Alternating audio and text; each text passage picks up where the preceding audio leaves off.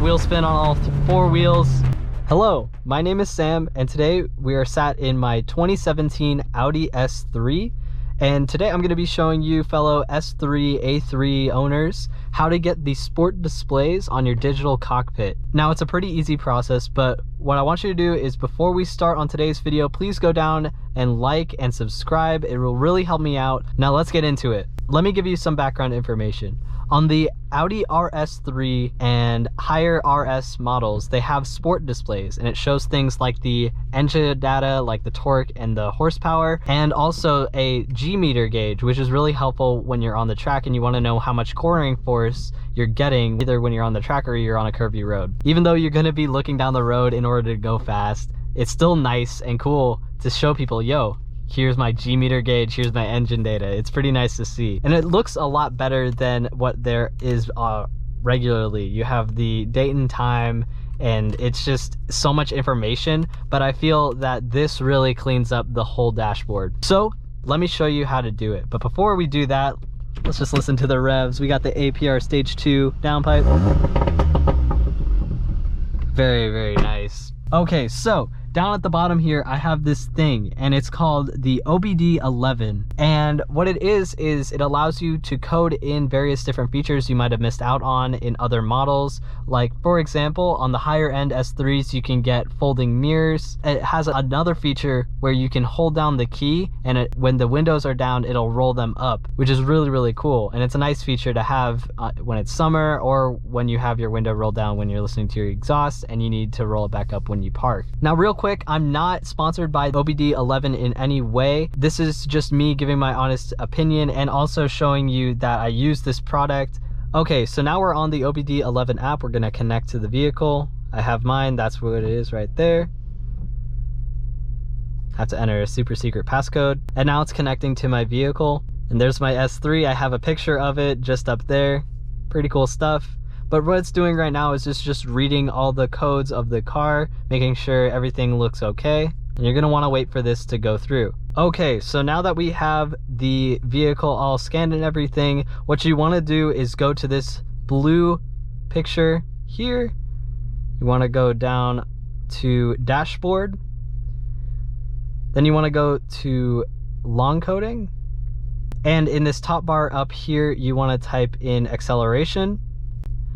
And this should say no. You're gonna wanna click on that and press yes, and then you wanna slide to write it into the programming, and then you should see at the very home vehicle settings, you just press this button right here and you'll see sport displays, and you wanna go over to that. That's how you get the G-meter. Now, to get the engine data gauge, what you wanna do is a very similar process. You go and you type in here engine, and it should pop up engine data display.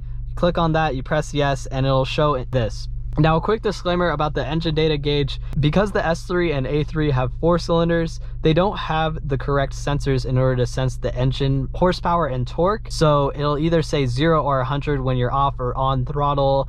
And since we're parked right now, it's saying 75, which is pretty weird. And as well, the G-meter gauge isn't calibrated correctly because it wasn't supposed to be used on the car. So it'll show different values when you are stationary, but when you're moving, it'll definitely show the ball moving and the G-meter values on all 4 corners. So now that you have the engine data gauges, awesome. Congratulations. You can click off this video and go try it out. But for me, I'm gonna do a quick launch control and show you guys how much G's I can get. So let's go. So it started raining here since I started recording, so I don't think that'll affect things too much. What you have to do for the launch control on the S3, you gotta hold down the stabilization control. You gotta be in dynamic mode or have the gearbox in sport. I'm gonna put it in dynamic mode just to show. So it looks like we're good, but let's go and do this.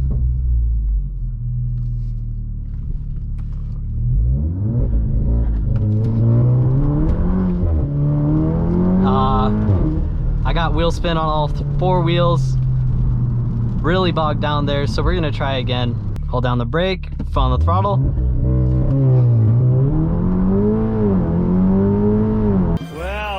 Look at that.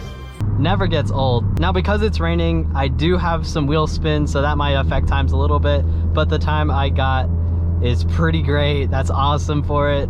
That'll call it for this video. Thank you so much for watching. If you like this video, please consider subscribing and liking, and I'll see you guys in the next one I do.